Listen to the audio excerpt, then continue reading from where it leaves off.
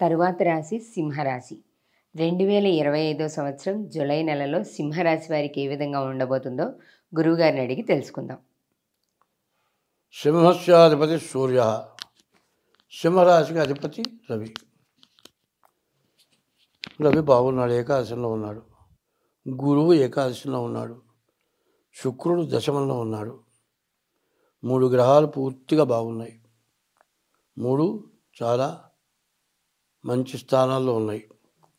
కానీ ఈ సింహరాశికి కుజకేతువులు కలిసి ఉన్నారు.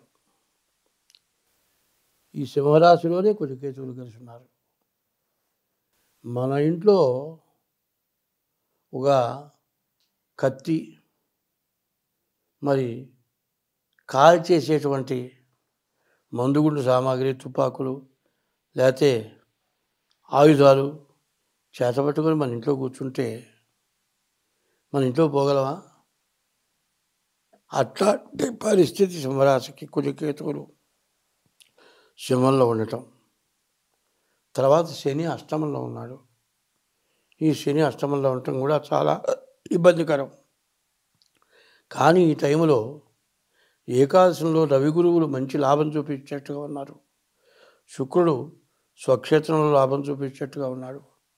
కాబట్టి మీ డేట్ ఆఫ్ బర్త్ ద్వారా మీ జాతకం చూపించుకోవటం చాలా అవసరం. అయితే ఎంత చేసినా ఈ కుజకేతువులు కలిసి లగ్నంలో ఉండటం, మీనంలో అష్టమంలో శని ఉండటం, నీవు పూర్వజన్మలో చేసిన ఈ పాపం కానీ, నిన్ను కన్న తల్లిదండ్రులు చేసిన పాపం కానీ, మరి 3 జన్మల్లో పాపం ఉంటేనే ఇట్లాంటి గ్రహాలు బాగా అవకాశం. ఈ గ్రహాలకి మంచి అవకాశం ఇప్పుడు. కాబట్టి ముందు ఇష్టదైవాన్ని పూజించడం, సత్యధర్మాల కట్టుబట్టడం చాలా అవసరం. అదే కాకుండా 24 గంటలు కూడా నీవు చేసే వృత్తి చేసేటప్పుడు చేతితో పనిచేస్తూ నోటితో భగవంతుని స్మరించవచ్చు. కాదు నోటితో మా నాబట్టి వాడు నోటితో మాట్లాడాలనుకోండి, భగవంతుడిని స్మరించడానికి అవకాశం లేదు. అవకాశం ఉన్నవాళ్ళు ఏమాత్రం ఖాళీ దొరికినా తన ఇష్టదైవాన్ని స్మరించడం చాలా అవసరం. ఎందుకంటే కర్పూరం కరిగిపోయి రూపాన్ని కోల్పోయి, మంచి కర్పూరం అయితే వెలిగించిన చోటు నుంచి ఫల్లాంగు దూరం కూడా కర్పూరం వాసన కళ్ళకి చల్లదనం వస్తుంది. అట్లాంటి పరిస్థితి రావడానికి అవకాశం ఉంటుంది. ఎందుకంటే రవి, గురువు, శుక్రుడు వీళ్ళు బాగున్నారు. రాహుకేతువుల మధ్యలో గ్రహాలు పడ్డాయి. పెళ్లి చేసుకునే వాళ్ళు చాలా జాగ్రత్తగా చూసి చేసుకోవాలి. తర్వాత డేట్ ఆఫ్ బర్త్ ద్వారా జాతకం వీళ్ళు తప్పనిసరిగా చూపించుకోవాలి. ఎందుకంటే 3 పాపగ్రహాలు పూర్తిగా బాగాలేవు.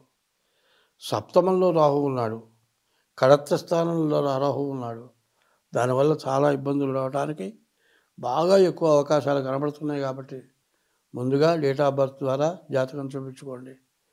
ప్రతి నిత్యము కూడా ఉదయం, మధ్యాహ్నం, సాయంత్రం నీకు కనబడేటువంటి సూర్యుడు, బ్రాహ్మణుడైతే సంధ్యావందనం చేయాలి. శూద్రులైతే పాచమొహం కడుక్కోకుండా సూర్యుడికి నమస్కారం చేసినా బ్రాహ్మణుడు సంధ్యావందనం చేసినంత ఫలితం వస్తుంది.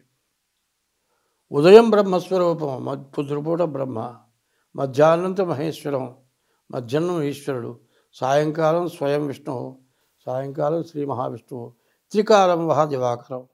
3 కాలాల్లో బ్రహ్మ, విష్ణు, మహేశ్వరుల స్వరూపంలో ఉంటే నీకు దగ్గరలో ఎక్కడున్నా అక్కడ కనపడతాడు సూర్యుడు.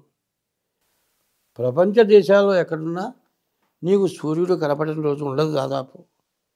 ఒకవేళ ఏదైనా బాగా మబ్బు పట్టినా కూడా 1 సెకండ్ అయినా సూర్యుడు కనపడతాడు. కాబట్టి అట్లాంటి సూర్యుడిని నమస్కారం చేయటం, ఇష్టదేవాన్ని పూజించడం వీళ్ళకి చాలా అవసరం. ఇట్లా చేసినట్లయితే మీ జాతకరీత్యా దోషాలు ఏమన్నా ఉంటే ఆ దోషాలు పోగొట్టుకుంటే, ఎందుకంటే ఈ పరిస్థితి ఎట్లా కనపడుతుందంటే శరీరం సుఖంగా ఉండేటువంటి ఏ కష్టాన్నైనా పడగలిగినటువంటి వయస్సు 60 వరకే. 60 తర్వాత రిటైర్మెంట్ ఇచ్చారు. ఈ టైంలో 60 సంవత్సరాలు సంపాదించింది మొత్తం పోవడానికి అవకాశం ఉంది. ధర్మశాస్త్రం ఏం చెప్పారంటే వయస్సులో పుట్టిన బిడ్డన్నా ఉండాలట, వయస్సులో సంపాదించిన డబ్బన్నా ఉండాలట. ఈ రెండు లేని వాడి జీవితం వ్యర్థం అన్నాడు. ఈ రాశి పరిస్థితి అట్లా ఉంది. ఉన్న డబ్బులు పోగొట్టుకోవడం, నష్టపడటం జరిగేట్టుగా ఉంది. కాబట్టి డేట్ ఆఫ్ బర్త్ ద్వారా జాతకం చూపించుకోండి, అన్ని విధాలా బాగుంటుంది. స్వస్తి. ధన్యవాదాలు.